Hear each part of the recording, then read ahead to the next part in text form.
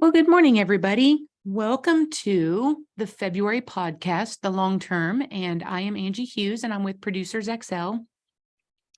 And I'm really excited to be here on the last Tuesday of February. Also happens to be the last day of the month. February is always cut short. Been seeing a lot of funny memes about milk expiring on February 30th. So I guess there's your joke for the day. I've got some things to talk about. I titled this one Love is a Verb. And I can tell you that I'm going to speak very, very candidly and very openly about how much, if you look up the definition of a verb, right, it's a couple different definitions, but it's an action item. It's an action word. A verb is what creates action in a sentence, like running and things of that nature. Well, I really do believe that the word love, to show love, is an action item. And to speak to this about my own personal situation, I have a mother-in-law that has gone through kind of ebbs and flows of different care needs. Right now, she's back at home and doing well and kind of getting around back behind the wheel of a car. That alleviates a lot of stress for the family. There are three of us, myself, my husband, and my sister-in-law, that when mom goes into a care event, which is typically a hospital stay and then come back out and rehabilitate from that, it takes all three of us full-time, all working jobs.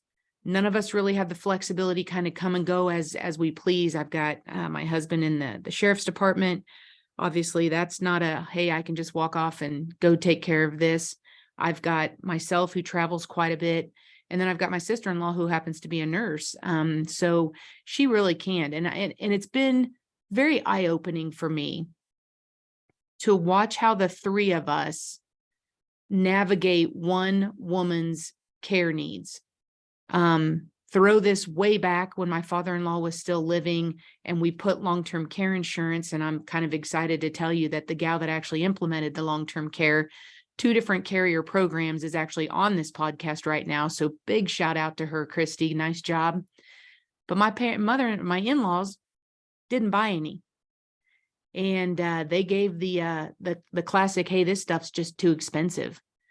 And I don't know. I think we're having a lot of thoughts, but hindsight's 2020, right? You can't go back and change that. And fast forward, and all of the uninsurable health conditions, there's not a snowball's chance we could ever get coverage on that, on either one of them, or my mother-in-law, who would be the one still living today. So it's amazing to me the things that you do. I was funny joke about me yesterday. I thought, oh, on my lunch, I'm going to run out and get my car washed, and did so, and somehow ended up, don't ask me how, because I did not think that you could actually lock your key fob in your car, but never did set my keyless entry to my own code. So I locked myself out of my car.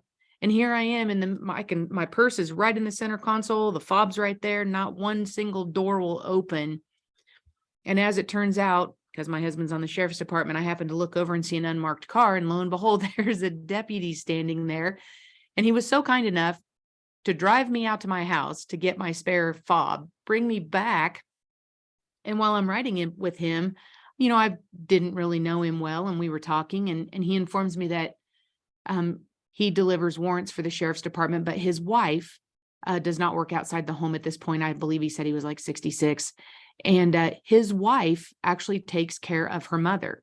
She gets up every morning, goes to her mom's house, manages her care, makes sure that she's eating breakfast, lining out the medications, probably bathing and dressing and walking and toileting and all of that stuff, and does that all day, every day. And I think there's a lot of people in this country that are doing that. And so when we take pause and think about what that does to the caregivers, I can tell you with my own mother-in-law, my sister-in-law took 4 weeks of FMLA so that she could actually step away from her full-time job and step into my mother-in-law's life, because she was just adamant. She's not going to a nursing home. She will not rehab in a nursing home. She was afraid of COVID, all of those things. We just knew that we couldn't do it. So she took 4 weeks of FMLA and recovered if you will, or rehabbed her mom back to a point where after that 4 weeks, all the rest of us had to do was manage to get mom to doctor's appointments and get her back home, which meant, right, 3 of us again, juggling that schedule. There's a lot of people doing that. And I will tell you that 4 weeks, my sister-in-law was exhausted. Fast forward, and we went through another care event with my mother-in-law where she ended up in the hospital, and sister-in-law said, okay, mom's home, which I don't know if people think about this. We're all clamoring and so excited to get out of the hospital. Sometimes that's not a relief to the family that realizes that that's really when the care starts. Because when you're in the hospital, you expect those nurses and the aides and everybody to tend to all of that daily care.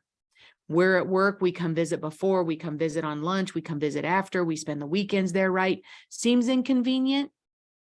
The care really starts when you bring your family member home from the hospital, and you have to realize, how are we going to do this? She's not able to get up. She can't navigate to the bathroom. She's going to need a walker. How do we, she's got her legs wrapped. Just all kinds of stuff. Insert any American family in this story, and this is what's happening. That's why I say love is a verb. You do what you have to do. And believe you me, there are things that my husband will not do, even for his own mother. God love him. There's just things he can't do. People could say he's unwilling. I will tell you, it's not a comfort level. And I think if there are any women on this podcast right now, I think you completely understand. I think if there's men on this podcast, you completely get it. There are things that you're just not comfortable doing. And so those that are, roll up their sleeves and dive right in, because you have to. It was amazing to me. My mother-in-law had to go in for some surgery, and my sister-in-law and I showed up, and my husband showed up the morning of. It was a Monday morning. So we show up to make sure she gets into surgery and all of that. Well, she had been there over the weekend and hadn't had a bath, hadn't bathed. So my sister-in-law said, she's bathing before she goes to surgery. Well, there was no aid to be found. As you can imagine, short staffing everywhere, right? Sister-in-law and myself rolled up the sleeves and stepped into the shower and got mom bathed, back in bed, so that the nurse could come up just in time to put her on the gurney and take her down to surgery. Love is a verb. And when I stop and think about, so that would be an extended care event, right? And how are you going to manage that? Let me step back for a moment and say, what does that look like if you're not, quote unquote, and I'm air quoting, if you could see me, elderly? I think my mother-in-law is 72 or will be 72, so not old by any stretch, but obviously in need of some care. I step back now and take pause for a moment with my brother, 50 years old, and he's in need of care right now. Long story short, I do firmly believe that it's just his uncontrolled diabetes that went unchecked for probably 2 decades. Just ran havoc and ended up getting sepsis and MRSA and infection on the spine, and you name it. He's still not well. As a matter of fact, he's going to have a heart cath later this afternoon to find out if it's a stent or if it's going to end up being open heart surgery. So his wife, 60 days in the hospital, never left his side. How did she manage to work remotely? She's a teacher to the teachers. She teaches teachers reading curriculum. I'm still absolutely floored at how much love and compassion she showed, because she never left. Still there with him in the hospital, because I don't know if you've ever had a loved one in the hospital, but there needs to be an advocate for them. Because again, going back to that short staff, they can't be with them 24/7. And so again, I go back to love is a verb. You do what you have to do. And when I think about, I don't know if any of you have read, there's a book out there that talks about the 5 love languages. It's a really quick read. It's really interesting, but it basically, how do you show love? How do people receive love? And just to real quickly, the 5 love languages are: people like quality time, some like acts of service, some like physical touch, some like receiving gifts, and some like words of affirmation. Those are your 5 love languages if you are into this book and this conversation. I will tell you, I can relate every single one of those back to what we do in this noble industry of protecting families, whether it's life insurance, whether it's disability income insurance, whether it's extended care planning, long-term care insurance, whether it's critical illness from a dreaded disease, whether it's annuities, and we're looking for legacy planning. A love language, showing your love for those that you spend your time with, whether that's family, whether that's friends, whether that's, mentors, confidants, whoever it is, we certainly can show love by the insurances that we talk to. I'm going to go spend this afternoon talking to a bunch of college students that are moving into the financial services industry, and I could not be more excited about this. I want them to see the face of what that really looks like and how we truly help families. I think most of us, there's bad actors in every profession, but those of us that find a passion for what we do, this is why we do it, because we know how much of an impact it makes for these families. My mother-in-law has no long-term care insurance. My brother, 50 years old, self-employed, has no disability income insurance. Do you know how devastating, emotionally first, second, financially? And think about those people that are your clients. What's preventing us or keeping us, holding us back from merely bringing up the conversation? Disability income, no thanks. Long-term care insurance, no thanks, not going there. Life insurance, I have enough. You're going to be told no all the time, all the time. The ones that you should be afraid of, I should say be concerned about, are the ones that call you and say, hey, I need blank insurance. Almost always a health concern. Now, kudos to the financial advisors that say, yes, you should consider this. I don't do it. Talk to my friend here who does, or my person that I refer this out to, or however that comes about. I'm not married to one solution over the other. Is traditional better than a hybrid, better than a linked, better than an annuity? That's a person by person, right? That's a client by client, family by family conversation. They all have a fit. Not one is better than the other. Not one is worse than the other. They have to be explained and sold properly. But I firmly believe that love is a verb. You can have a love language, but I think the way you can really show love to those that you like, I'll never forget when I bought my long-term care policy and I walked in with this little bound contract. And I laid it on the kitchen counter and I looked at my husband and I looked at my daughter, who was way too young to understand at that point, but gets it now that she sees grandma going through this.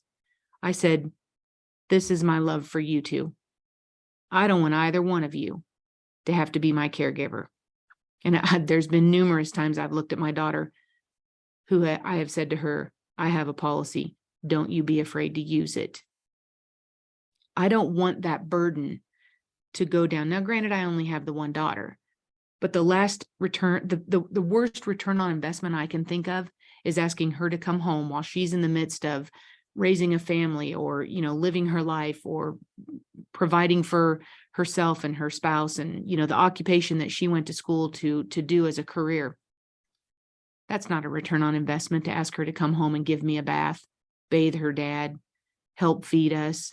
It's not what it's about. So these are all very uncomfortable conversations, but we somehow have to find a way of being comfortable, making our clients uncomfortable and disturbing that need for them, because it is very important. And I feel very passionate about it. I think something else I was thinking about, we've got a lot of buzz around certain words right now. And a lot of what we talk about is self-care, right? What do you do for self-care? Do you take vacation? Do you go to the spa? Do you get a massage? This is a little bit tongue-in-cheek, and I'm being a little funny when I say this, but I will tell you, I did a little self-care, and my husband's not insurance-minded at all. He gets it, he understands it, but he leaves that completely up to me. I looked at him the other day and I said, you're going to get some more life insurance. And, insert any funny ha-ha that you want. It wasn't because I want him to be worth more not here than here. I also understand the impactfulness of what happens if us two income earners don't have the right things in place. I can't tell you how many times you can pop open a Facebook page and see a GoFundMe. There's a part of my heart that just cries for that, because all it says to me is, I feel bad that the family's in that situation. I just wish that they could have been reached sooner, so that maybe they could have had a chance to plan, or maybe they made a choice not to plan, or maybe they didn't have that planning opportunity. Maybe it was an uninsurability risk from the beginning. But there are so many people out there that need to hear what we do so that they can understand what reality looks like without a plan. It's okay if you don't put insurance in that plan, if you've made an educated decision. But without understanding what these are for, and I will tell you, disability income is probably a greatly overlooked one. Many people don't like to talk about that. It's really hard for us at age 35, 45, 55 to look at ourselves and think that we're not going to be able to get up and go to work someday. I say to you, tell that to my brother. Never in his wildest dreams. Now, some of us could say, well, he should have known better. You can't let diabetes go unchecked. You're absolutely right. But he did. And he didn't realize the consequences of those actions. And so I think it's very important that we talk facts with folks. This is truly what happens. I mean, I'm living this on both sides of the spectrum. One for extended care, not really sure what that's going to look like, but understanding the financial ramifications and the emotional stress it takes for 3 people to manage one person's care. And then trying remotely, my brother lives in Mississippi, to be as much support as I possibly can to him and his wife, knowing that he's got a really long road to recovery, and hopefully that recovery gets him back to work, even though one physician's already told him he should probably file for disability. So in my mind, that's not a silver lining by any stretch, but there's just so many things, and I can't encourage us anymore to have the conversations, not even around just extended care planning, but about life insurance, about disability income, about long-term care.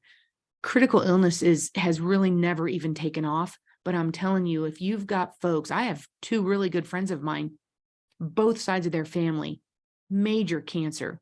Both parents on both sides passed away from cancer. Guys, you probably really should consider a cancer policy. Oh yeah, we really should. Have they? No. We think about the critical illness, the cancer, the heart, the stroke. Those are your 3 leading causes. You may have some people that are completely adverse to long-term care insurance. That's okay. What about a big, fat, beefy critical illness policy? Cancer, heart, stroke, top leading causes for extended care. Nothing wrong with that.